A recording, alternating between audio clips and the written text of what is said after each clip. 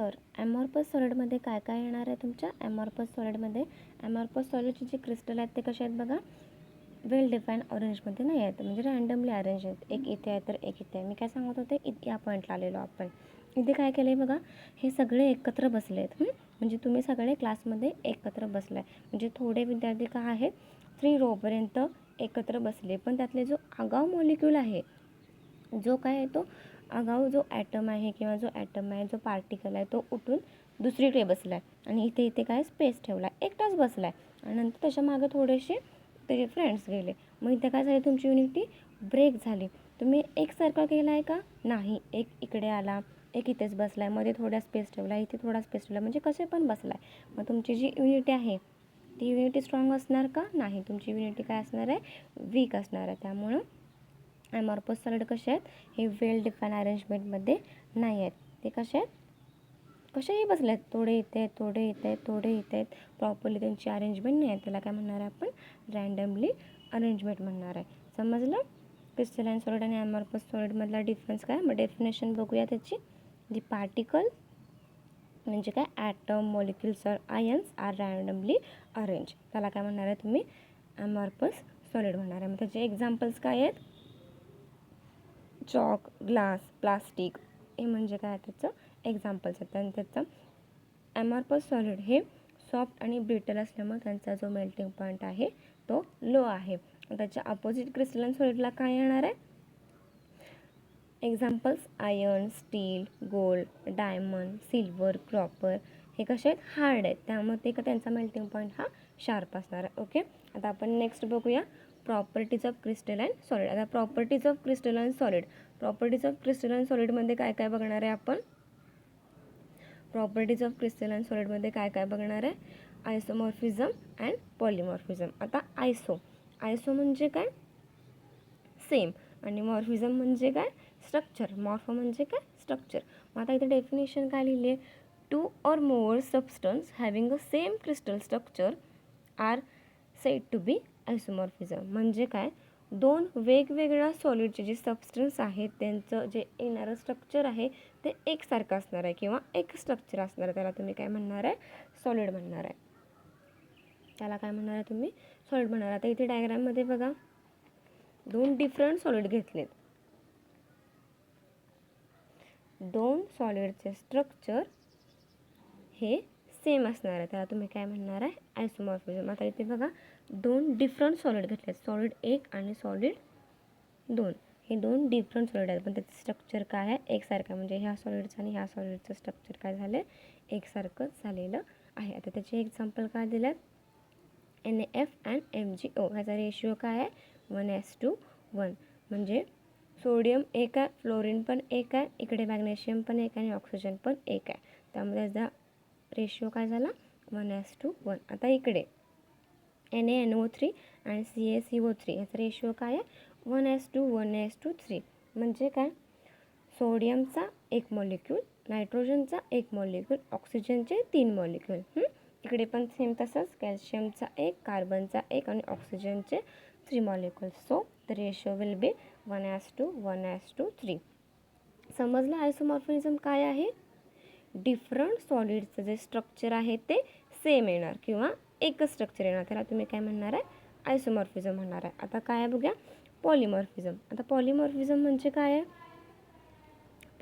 Poly म्हणजे काय? अनेक किंवा मेनी. आणि मॉर्फिझम म्हणजे काय? स्ट्रक्चर. आता वरती काय होतं? 2 सॉलिडचं स्ट्रक्चर आपल्याला एकच मिळत होतं, पण आता इथं काय मिळणार आहे आपल्याला? एका सॉलिडपासून अनेक स्ट्रक्चर्स तयार होणार आहेत हे आपल्याला बघणार आहे. डेफिनेशन काय आहे? A single substance that exist in 2 or more forms और crystalline structure is said to be polymorphism. म्हणजे काय? एका सिंगल सबस्टन्सपासून वेगवेगळे स्ट्रक्चर तयार होतात, त्याला आपण काय म्हणणार आहे? पॉलिमॉर्फिझम. आपण आयसोमॉर्फिझममध्ये काय बघितलं? 2 वेगवेगळ्या सॉलिडपासून एक स्ट्रक्चर तयार होत होतं. म्हणजे 2 वेगवेगळ्या सबस्टन्सपासून एक स्ट्रक्चर तयार होत होतं. त्याच्या उलट पॉलिमॉर्फिझममध्ये काय आहे? एका सिंगल सबस्टन्सपासून वेगवेगळे अनेक स्ट्रक्चर आपल्याला बघायला मिळतात. आता इथे एक काढले बघा, इथे एक सॉलिड घेतला आहे. एकच सॉलिड घेतलं आहे, त्याचे 3 वेगवेगळे स्ट्रक्चर तयार झाले आहेत. एक झाला आहे डायमंड, दुसरा आहे ग्राफाईट आणि तिसरा आहे फ्लोरीन. ह्या तिन्हीमध्ये कार्बन हा असणारच आहे. त्यामुळं आता सपोज हे काय आहे, हा डिफरंट सबस्टन्स घेऊया आपण, किंवा हा जो सॉलिड आहे तो कार्बन आहे, त्याचे 3 डिफरंट फॉर्म झालेत किंवा 3 डिफरंट स्ट्रक्चर झाल्यात. म्हणजे डायमंडमध्ये पण कार्बन आहे, ग्राफाईटमध्ये पण कार्बन आहे आणि फ्लोरीनमध्ये पण कार्बन आहे. आता खाली एक लाईन लिहिली, पॉलिमॉर्फ इज कॉल्ड ॲज ऑलोट्रॉप, किंवा तुम्ही असंही म्हणू शकता की जे काही ऑलोट्रॉप आहेत त्याला तुम्ही पॉलिमॉर्फिझम म्हणू शकता, किंवा पॉलिमॉर्फिझमला तुम्ही ऑलोट्रॉपीसुद्धा म्हणू शकता. त्याचे एक्झाम्पल्स काय काय आहेत? सल्फर, त्याचा फॉर्म्युला काय आहे? एच. आता सल्फर हे रोम्बिक स्ट्रक्चरमध्ये पण असू शकतं किंवा मोनोक्लिनिक स्ट्रक्चरमध्ये पण असू शकतं. सेकंड काय आहे? कॅल्शियम कार्बोनेट, त्याचा मॉलिक्युलर फॉर्म्युला काय आहे? CaCO3, तो कॅल्सिएट फॉर्ममध्ये पण असू शकतो आणि ऑर्गनाईट फॉर्ममध्ये पण असू शकतो. थर्ड आहे सिलिका, CiO2, त्याचं काय आहे? अल्फा कॉर्ड्स, बीटा कॉर्ड्स आणि क्रिस्टलोबाइट, हे त्याचे काय झाले? 3 टाईप झाले, किंवा ह्या 3 टाईपमध्ये त्याचे स्ट्रक्चर असू शकतात. म्हणजे हा एकच सॉलिड आहे आणि त्याचे स्ट्रक्चर किती मिळाल्यात? 3 मिळाल्यात, अल्फा कॉर्ड्स, बीटा कॉर्ड्स, क्रिस्टलोबाइट. तसंच हा एक सॉलिड आहे, त्याचे 2 स्ट्रक्चर मिळाले, कॅल्सिएट आणि ऑर्गनाईट. तसंच सल्फरचे आपल्याला 2 स्ट्रक्चर मिळाले, रोम्बिक स्ट्रक्चर आणि मोनोक्लिनिक स्ट्रक्चर. आणि जे हा सिलिका आहे, अल्फा कॉर्ड्स, बीटा कॉर्ड्स आणि क्रिस्टलोबाइट, हे तुम्हाला तुमच्या टेक्स्टबुकमध्ये ह्याचं एक चित्र पण आहे, ते तुम्ही बघू शकता. नेक्स्ट आपल्याला काय बघायचं आहे? Classification of crystalline solid. आता क्लासिफिकेशन ऑफ क्रिस्टलाइन सॉलिड, किती टाईप्स ऑफ क्रिस्टलाइन सॉलिडचे? तर basic 4 types of crystalline solid आहेत. कोणते कोणते? Ionic crystal, covalent crystal, molecular crystal और मेटॅलिक क्रिस्टल. क्रिस्टललाच तुम्ही सॉलिड पण म्हणू शकता, म्हणजे ionic solid, covalent solid, molecular solid और मेटॅलिक सॉलिड. ओके, त्याचा फर्स्ट बघणार आहे आपण काय? आयनिक क्रिस्टल किंवा आयनिक सॉलिड. आता जे काय तुमचे सॉल्ट आहेत त्याला तुम्ही काय म्हणायचं? आयनिक क्रिस्टल. सॉल्टमध्ये एका मॉलिक्युलर प्लस चार्ज असतो तर दुसऱ्या मॉलिक्युलर मायनस चार्ज असतो. आता फर्स्ट पॉईंट काय आहे ते बघा, it is a electrostatic force of attraction between positively charge cation आणि निगेटिव्हली चार्ज ॲनायन. कॅटायनवर पॉझिटिव्ह चार्ज असतो आणि ॲनायनवर निगेटिव्ह चार्ज असतो. आयनिक क्रिस्टल आहेत ते काय? हार्ड आणि ब्रिटल असतात. म्हणजे काय? हार्ड म्हणजे कठीण आणि ब्रिटल म्हणजे काय? ठिसूळ. तसंच त्यांचा मेल्टिंग पॉईंट काय असतो? हाय असतो. नेक्स्ट पॉईंट आहे non conductors of electricity in solid state and good conductors dissolved in water. आता इथे बघा एक्झाम्पल काय? NaCl आणि KCl. ह्या Naवर काय प्लस चार्ज आहे आणि ह्या Clवर मायनस चार्ज आहे. जो प्लस चार्ज आहे तो निगेटिव्ह चार्ज करत ॲट्रॅक्ट होणार आहे, आणि तो जो ॲट्रॅक्ट होतो आहे, हा जो ॲट्रॅक्ट होतो आहे तो ज्यावेळेला त्या निगेटिव्ह चार्जबरोबर ज्यावेळेला ॲट्रॅक्ट होणार त्यावेळेला कोणता फोर्स तयार होणार? इलेक्ट्रोस्टॅटिक फोर्स ऑफ अट्रॅक्शन हा फोर्स तयार होणार. म्हणजे जो बॉन्ड आहे तो कोणता बॉन्ड आहे? इलेक्ट्रोस्टॅटिक फोर्स ऑफ अट्रॅक्शन किंवा आयनिक बॉन्ड तयार होणार आहे तिथं. समजलं आयनिक क्रिस्टल काय आहे? नेक्स्ट काय आहे? कोव्हॅलेंट क्रिस्टल और कोव्हॅलेंट सॉलिड. आता त्याचे कॉन्स्टिट्युएंट पार्टिकल्स कोणते कोणते आहेत? तर ॲटम्स आहेत. ओके, किंवा कोव्हॅलेंट बॉन्ड. याचा फोर्स ऑफ अट्रॅक्शन कसं आहे? कोव्हॅलेंटली, म्हणजे तो एखाद्या ॲटम बरोबर कोव्हॅलेंटली बॉन्डेड होणार. तो कोव्हॅलेंट क्रिस्टल हा हार्ड पण आहे, रिजिड पण आहे. इकडे काय होतं आपल्याला? इथे बघा हार्ड आणि ब्रिटल म्हणजे काय? कठीण आणि ठिसूळ. पण इथे हार्ड आणि रिजिड, जे घट्ट पण आहे आणि कठीण पण आहे, असा आपला काय आहे? कोव्हॅलेंट सॉलिड आहे, जो इनकॉम्प्रेसिबल आहे. आता घट्ट आहे, रिजिड आहे, त्याला आपण कॉम्प्रेस करू शकणार का? नाही कॉम्प्रेस करू शकणार, त्यामुळे तो काय आहे? इनकॉम्प्रेसिबल आहे. तसंच त्याचा मेल्टिंग पॉईंट आणि बॉइलिंग पॉईंट हा सुद्धा हाय आहे, कारण तो हार्ड आणि रिजिड असल्यामुळे त्याचा मेल्टिंग पॉईंट हा हाय आहे. आता इथे बघा electrons are localise in covalent bond. म्हणजे बघा आता लोकलाइज म्हणजे काय? जो इलेक्ट्रॉन आहे तो एकाच जागी बसला आहे, दुसरीकडे कुठेच मूव्ह करत नाही आहे, म्हणजे इलेक्ट्रॉन्स आर नॉट मुव्हिंग. ज्यावेळेला तुमचा इलेक्ट्रॉन मूव्ह होत नाही त्यावेळेला तुमचा इलेक्ट्रॉन्स काय असणार आहे? तिथेच लोकलाइज असणार आहे. ज्यावेळेला तुमचा इलेक्ट्रॉन एका जागेहून दुसऱ्या जागी मूव्ह होणार किंवा तुमचा इलेक्ट्रॉन्स फ्लो होणार त्यावेळेला तुमची कंडक्टिव्हिटी प्रोड्यूस होणार. ज्यावेळेला तुमचा इलेक्ट्रॉन हा फ्लो होणारच नाही किंवा एका जागेहून दुसऱ्या जागी जाणारच नाही त्यावेळेला कंडक्टिव्हिटी प्रोड्यूस होणार का? नाही प्रोड्यूस होणार. त्यामुळे काय? क्रिस्टल लॅटिसमध्ये तुमची काय आहे, पुअर कंडक्टर्स आहेत. म्हणजे काय, दे आर पुअर कंडक्टर्स. का पुअर कंडक्टर्स आहेत, कारण electrons are not moving, they are localise. ते एकाच ठिकाणी बसले आहेत, दुसऱ्या ठिकाणी जात नाहीत किंवा ते आपले इलेक्ट्रॉन्स शेअर करत नाहीत किंवा इलेक्ट्रॉन्स मूव्ह होत नाहीत. त्यामुळे त्यांची कंडक्टिव्हिटी काय आहे, पुअर आहे. ज्यावेळेला तुमचे इलेक्ट्रॉन्स फ्लो होतील त्यावेळेलाच तुमची कंडक्टिव्हिटी प्रोड्यूस होणार. आता ह्याचे क्रिस्टलाइन सॉलिडचं काय एक्झाम्पल आहे, डायमंड. नेक्स्ट आहे काय, मॉलिक्युलर सॉलिड. जे काय, आता हे मॉलिक्युलर सॉलिड्स म्हणजे काय बघा, सगळ्यात वीक सॉलिड कोणता असेल तर तो काय आहे, मॉलिक्युलर सॉलिड हा सगळ्यात वीक सॉलिड आहे. त्याचे कॉन्स्टिट्युएंट पार्टिकल्स काय काय आहेत, ॲटम्स और मॉलिक्युल्स. नेक्स्ट पॉईंट काय आहे, various intermolecular force of attraction. म्हणजे काय, त्याचे अनेक इंटरमॉलिक्युलर फोर्स ऑफ अट्रॅक्शन आहेत. म्हणजे वेगवेगळे इंटरमॉलिक्युलर फोर्स ऑफ अट्रॅक्शन आहेत. ते कोणते कोणते आहेत, weak dipole force of dipole polar molecular आहे. Very weak dispersion or London force आहे. ओके, जो वीक डायपोल आहे तो पोलर मॉलिक्युलर आणि very weak disperse or London force आहे तो काय, नॉन पोलर मॉलिक्युलर. आणि हे जे मॉलिक्युलर आहेत, मॉलिक्युलर सॉलिड हे वीक असल्यामुळं त्याचा बॉइलिंग पॉईंट काय आणि मेल्टिंग पॉईंट काय आहे, वीक आहे. लक्षात आलं. जे काय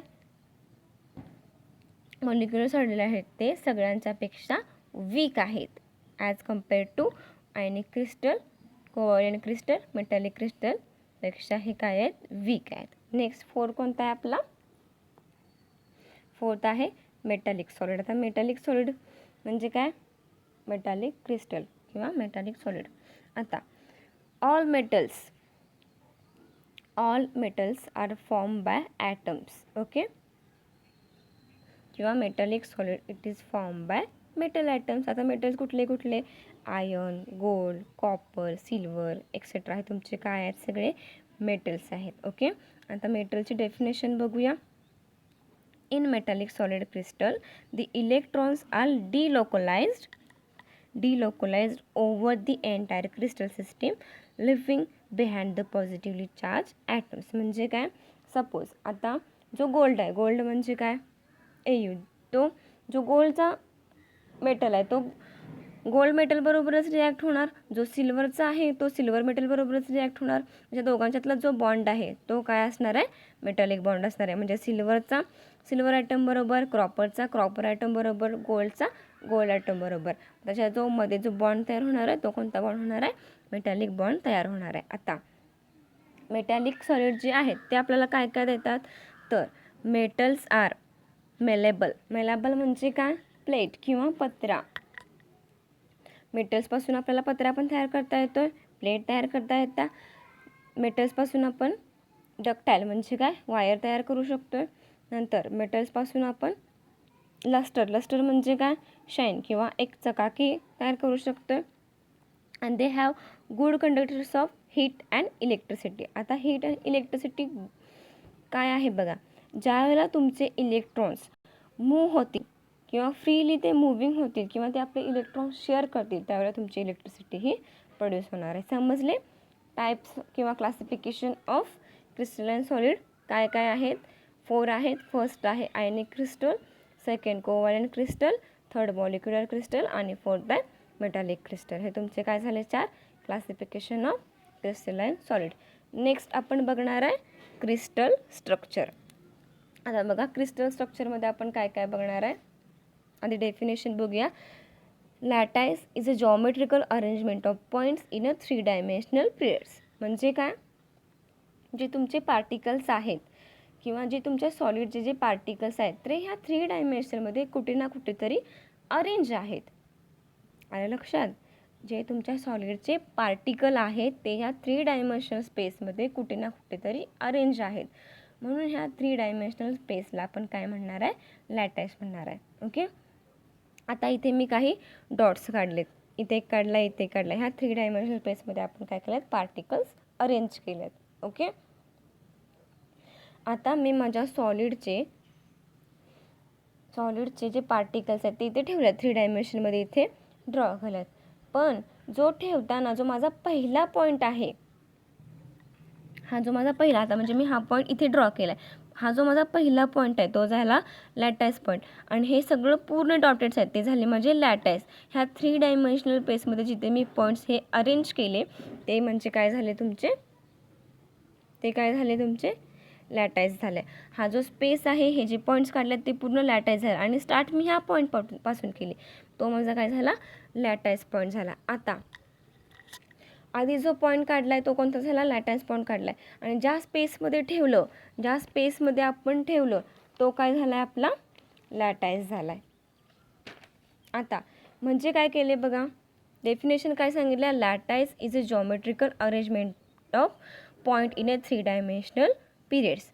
आता ह्या लॅटाईस म्हणजे किंवा ह्या 3 डायमेन्शनमध्ये मी हे पॉईंट्स काढले, पण आता मी हा फर्स्ट पॉईंट काढला म्हणून हा काय झाला आपला लॅटाईस पॉईंट झाला, आणि हे सगळं म्हणजे काय आपलं लॅटाईस आहे. नेक्स्ट काय लिहिले बघा, such particles that are attach to the lattice point from the basis of crystal lattice. म्हणजे काय आहे, आता जो हा पॉईंट काढला आहे लॅटाईसचा, जो फर्स्ट पॉईंट काढला आहे त्या सगळ्या पॉईंट्सला आपण जोडून घ्यायचं आहे. म्हणजे काय करायचं आहे, आपण जे काही पॉईंट्स काढले त्या सगळ्यांना आपण आता जॉईन करायचं आहे. मग आपण जॉईन केल्यावर आपल्याला काय मिळते हे बघूया, जेव्हा हे ॲटम्स आपण जॉईन करतो. आता हा इथे आपण काढला आहे, आता ह्याला आपण काय करूया जॉईन करून घेऊया.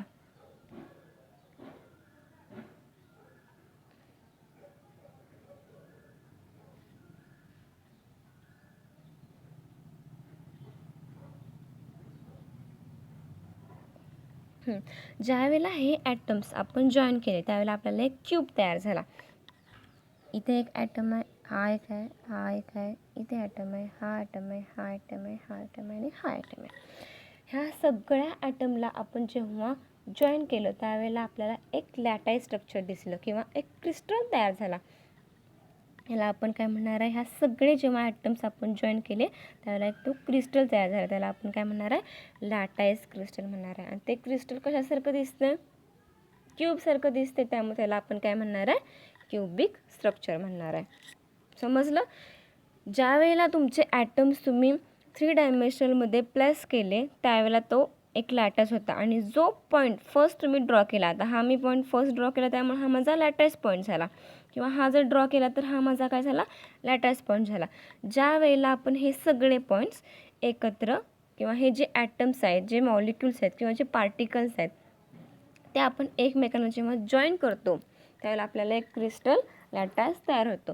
मग आता हा क्रिस्टल किंवा हे पॉईंट्स जॉईन केलं आपल्याला कोणतं स्ट्रक्चर दिसलं तर क्यूबिकसारखं स्ट्रक्चर दिसलं, म्हणून त्याला आपण काय म्हणणार आहे क्यूबिक स्ट्रक्चर म्हणणार आहे किंवा क्यूबिक क्रिस्टल म्हणणार आहे. हे जे आपले पार्टिकल्स आहेत ते एक बेसिक स्ट्रक्चर बनवतात किंवा एक क्रिस्टलचं स्ट्रक्चर बनवतात. आता हे आपल्याला क्यूब दिसला म्हणून तो काय झाला क्यूबाइड झाला, किंवा जर तो क्यूबाइड असेल तर तो टेट्रागोनल दिसणार. आणि जर तुमचा हा जो सपोज हे जे क्रिस्टल्स आहेत आता हे जॉईन केले त्या हे जे ॲटम्स आहेत ते आपण जॉईन केले, ते काय झालं जॉईन केल्यानंतर आपल्याला कळलं की बाबा हा क्यूबसारखा दिसतोय, त्यामुळे आपण त्याला काय म्हटलं क्यूबिक स्ट्रक्चर म्हटलं. जर तो क्यूबाइड असेल म्हणजे क्यूब असेल तर तो आपल्याला क्यूबाइड येणार, आणि जर तुम्हाला जो स्ट्रक्चर आहे ते टेट्रागोनल असेल तर तो टेट्रागोनल दिसणार, हेक्सागोनल असेल तर हेक्सागोनल सारखं दिसणार. समजलं, लक्षात आलं काय आहे क्रिस्टल काय आहे ते लक्षात आलं का, म्हणजे क्रिस्टलचं स्ट्रक्चर कसं फॉर्म झालं आहे तुम्हाला लक्षात आलं का. आपल्या 3 डायमेन्शनलमध्ये किंवा जे आपले सॉलिडचे जे पार्टिकल्स आहेत ते या 3 डायमेन्शनलमध्ये कुठे ना कुठेतरी अरेंज आहेत, आणि ते वेल प्रॉपरली अरेंज आहेत, म्हणून ह्या 3 डायमेन्शनल प्लेसला आपण काय म्हटलं लॅटाईस म्हटलं. आणि लॅटाईसचा जो पहिला पॉईंट आहे त्याला आपण काय म्हटलं, म्हणजे जो आपण पहिला पॉईंट आहे तो आपला लॅटाईस पॉईंट झाला, आणि हे जे सगळं संपूर्ण काय आहे ते तुमचं लॅटाईस झालं. नंतर त्या ॲटमला आपण काय केलं जॉईन केलं, ह्या सगळ्या ॲटमला आपण काय केलं जॉईन केलं. ॲटमला जॉईन केल्यानंतर आपल्या लक्षात आलं की तो काय आहे एक स्ट्रक्चर तयार झाला, म्हणजे एक क्यूबिक स्ट्रक्चर तयार झाला, त्याला तुम्ही काय म्हणणार क्रिस्टल स्ट्रक्चर म्हणणार. आणि ते क्रिस्टल स्ट्रक्चर कशासारखं दिसतंय तर क्यूबसारखं दिसते, त्यामुळे त्याला आपण नाव काय दिलं क्यूबिक क्रिस्टल दिलं. ओके. आपला आता नेक्स्ट पॉईंट आहे युनिट सेल. आता युनिट सेल डेफिनेशन काय आहे बघा, दी smallest repeating structure of unit of A crystalline solid is called as a unit. आता हे रिपीटेटिंग, आपण हा क्रिस्टल तयार केला आहे, हाच क्रिस्टल जर रिपीट झाला आणि एक आपल्याला मोठा क्रिस्टल मिळाला किंवा आपल्याला एक मोठा युनिट मिळाला, तर त्याला आपण काय म्हणणार आहे, the smallest repeating structural unit of crystalline solid is called as a unit cell. हा आपला एक युनिट सेल आहे, हा आपला एक युनिट सेल आहे. आता हाच ॲटम, ह्याचे ॲटम जर हे ना इकडे ह्या परत इथे एक क्यूब काढला, इथे एक क्यूब काढला, इथे एक क्यूब काढला, इथे एक क्यूब काढला, असं मिळून एक आपल्याला एक मोठा क्यूब तयार होईल. एक मोठा क्यूब तयार होईल. पण तो क्यूब तयार होताना जो युनिट सेल आहे तो कोणता असणार आहे, हा असणार आहे. कारण ह्याच्यापासूनच दुसरा तयार झाला. फॉर एक्झाम्पल इथे लक्ष द्या, हा जो आहे तो आपला युनिट सेल आहे, तोच इथे रिपीट झाला आहे, तो इथे रिपीट झाला आहे, तो इथे रिपीट झाला आहे, तोच इथे रिपीट झाला आहे. सपोज बघा, हा एक तो आपला काय आहे, क्यूब आहे. हा काय आपला क्यूब आहे, हाच इथे रिपीट झाला, हाच इथे रिपीट झाला, हाच इथे रिपीट झाला, हाच इथे रिपीट, इथे रिपीट, इथे रिपीट, इथे रिपीट, इथे रिपीट. पण जो युनिट सेल आहे म्हणजे कोणापासून रिपीट झाला, तर ह्या एका सेलपासून हा आपला एक मोठा स्क्वेअर मिळाला. मग युनिट सेल कोणता झाला, हा झाला, कारण हा रिपीट झाला. म्हणजे काय, the smallest repeating structure of unit of crystal solid, त्याला काय म्हणणार आहे तुम्ही, युनिट सेल म्हणणार आहे. समजलं आणि लक्षात तुम्हाला युनिट सेल म्हणजे काय आहे ते. ओके, ह्याच व्हिडिओ आता आजचा जो आपला पॉईंट आहे तो इथेच स्टॉप करूया. ह्याच लेक्चरवरती तुम्हाला मी काय MCQ देईन ते तुम्ही सॉल्व करायचे. Okay, thank you.